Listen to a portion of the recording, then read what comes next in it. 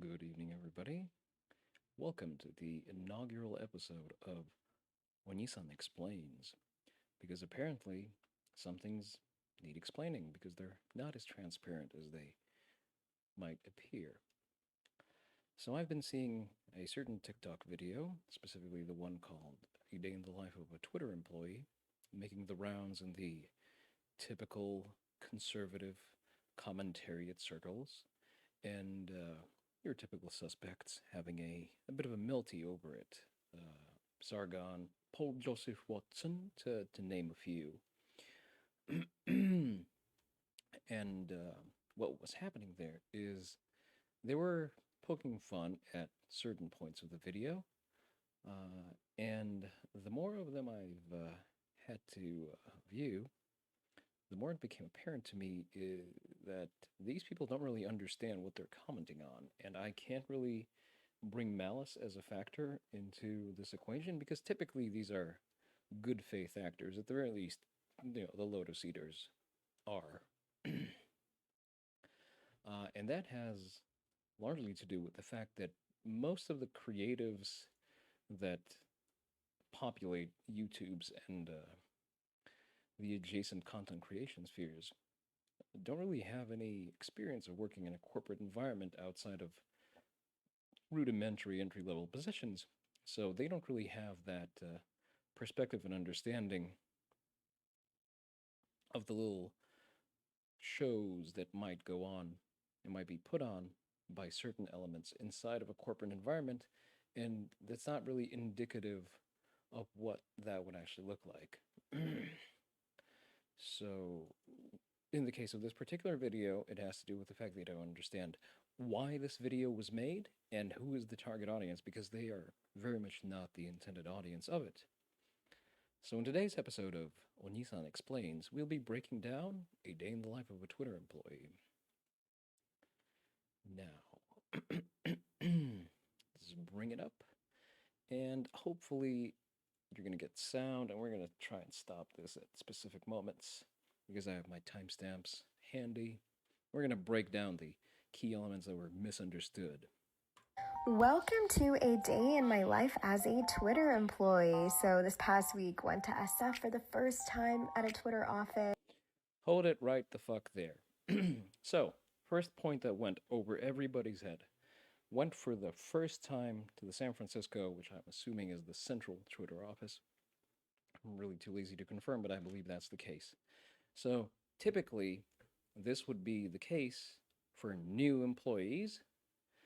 I don't think this particular person is a new employee. I'll get in more into that a little bit further on, but she's displaying what your path would look like because typically the reason for someone to commute to a different location than the one that they work out of normally would be introductory meetings at their nearest central location or at their HQ.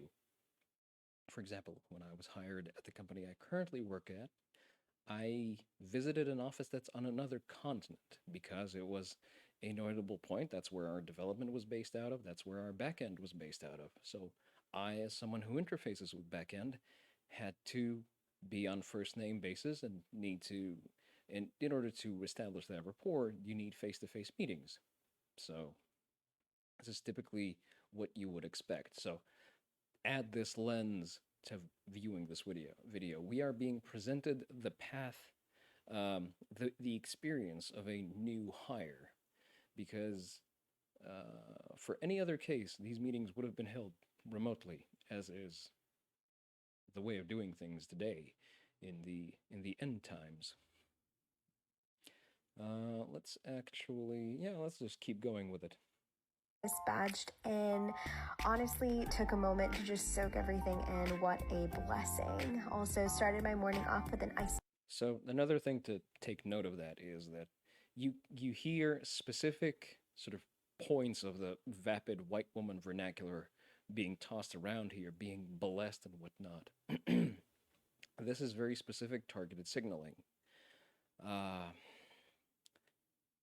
This is what's called employer branding. Employers want to appeal to specific cohorts, specific demographics. It's especially important in a labor shortage such as the one that we're currently experiencing. So they're going to appeal to the sensibilities of the generation that's currently looking, or should be looking, for entry level positions, specifically older Zoomers. And for Zoomers, this lingo is how you get them to sort of get on their wavelength. Let me actually skip a little bit further. You know what? No, here's the thing. First of all, I want to kill the volume a little bit for myself because it's very obnoxiously loud. Matcha from the perch. Then I had a meeting, so quickly scheduled one of these little pods. Let's look at this element over here. So there was a meeting scheduled, blah, blah, blah. She's at the meeting. There she goes. Shows you the food court. Got ready for lunch. Look how delicious this food looks. Oh my goodness, I was so overwhelmed. Notice the accent points. Again, notice the epithets that are being used. It's all in line with appealing to the sensibilities of the Zoomer workforce. Then made my way down to this log cabin area. I don't know what this is, but it was really cool. Played some foosball with my friends to kind of unwind a bit. Okay, let's skip. No. Let's keep going. Also found this really cool meditation room that I thought was super. Found a meditation room in the course of shooting a video. So that doesn't exactly gel. You don't really put together an edited and narrated video for a TikTok. You don't happen onto elements in the process of shooting that. Super neat. I didn't do any yoga, but they have this yoga room if you are a yogi, so also thought that was... You're definitely not doing yoga, and that becomes apparent in a few shots that I'm going to point out later, but keep in mind, doesn't do yoga, goes out of her way to point out that there is a yoga studio. This is, for lack of a better word, an op. Well, not a psyop, but this is an ad. So see, also, remote meeting. You don't need to go to the office to hold these meetings. Most large corporate companies have the infrastructure for remote meetings, even team to team. It was really cool. Had a couple more meetings in the afternoon, had a ton of projects that we needed to knock out. So there you go. They're showing they're smiley teammates. They're showing that it's a positive workplace. Everybody's all la-di-da. They all hold hands, sing kumbaya, and agree to be, unexceptional in every aspect of their life. But this is all branding. This is, for lack of a better word, propaganda. Wake up, wake the fuck up. They are showing specific things that appeal to Zoomers of the age where they're supposed to enter the workforce, when they're just graduating. These are specific points of appeal that are being highlighted. Also, a very important point. I'm seeing a lot of people comment on the fact that no actual work was being disclosed in detail. Fucking duh. This is a video that is produced by the HR department as part of employer branding. Nobody in their right mind is going to show you particulars of their work, God forbid any actual components of it, unless they plan to be fired the following day. And again, this is a very deliberately authored video. It has been produced to highlight specific aspects that they want to show you. They don't want to bore you with particulars of a certain role. They want to cast a wide net to show you that it's a cool and fun place to work at. But in the meantime, they're actually dropping hints of things that are actual work. So, again, as someone who has not functioned in corporate roles above entry level, meetings in and of themselves are not a useless exercise, especially when you're involved in projects that have a lot of moving pieces. First of all, you have your line of report. Your direct report should be apprised of what the fuck you're doing. Second, you might have people who are your co-conspirators in a project. You would have regular syncs to understand that everybody is doing everything, that you're not missing deadlines, that everything is within expectations. This is normal.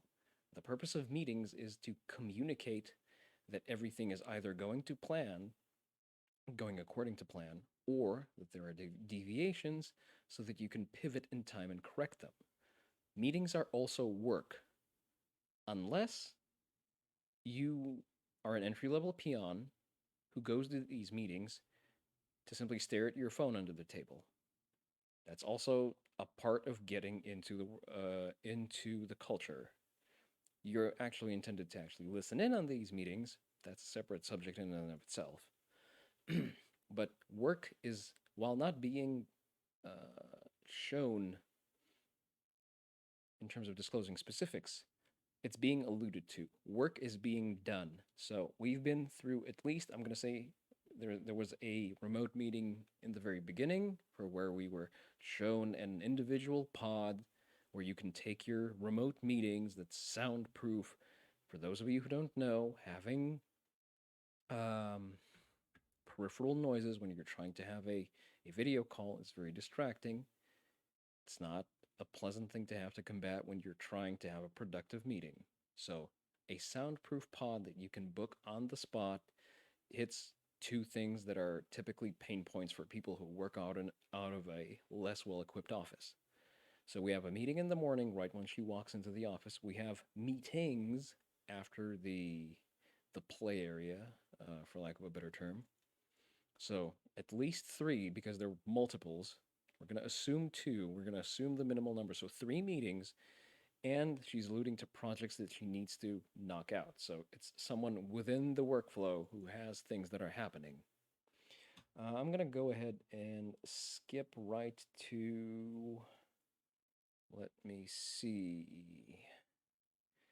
Yeah, so this would be a statement that there's more work.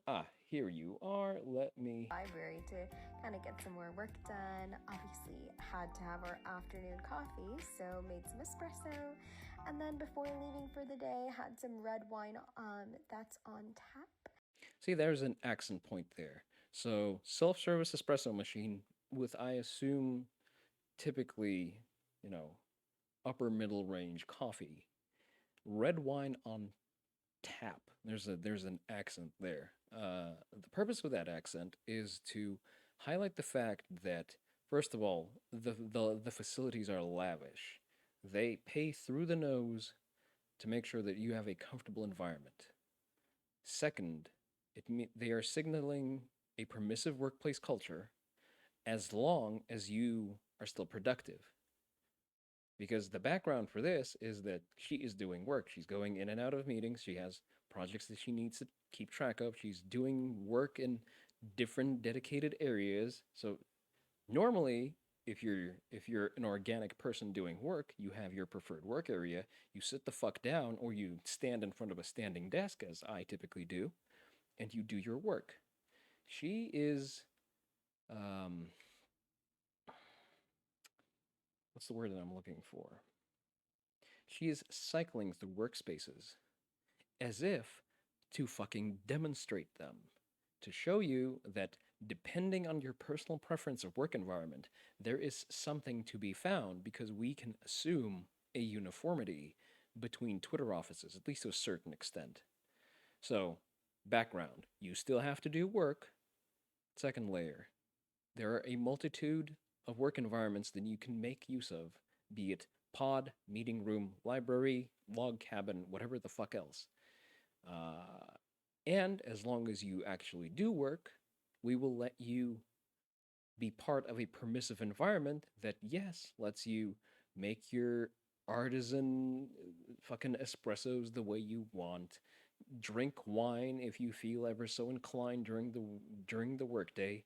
As long as you keep working, you can do whatever the fuck you want. This is a very important piece of employer branding. Righty ho, let's see what else is there. Went up to the rooftop and just honestly enjoyed the beautiful. Again, we're being specifically shown pieces of facilities. Someone who doesn't have an interest in them would not highlight that. This person is going out of their way to show us that there is a lavish rooftop facility, wine in hand, not because they don't have anything better to do, not because that they're not doing any work. Also, nice sausage fingers there. So no shit, you don't do yoga. But as I was saying, the commentary of this person not showing you any work being done is incorrect.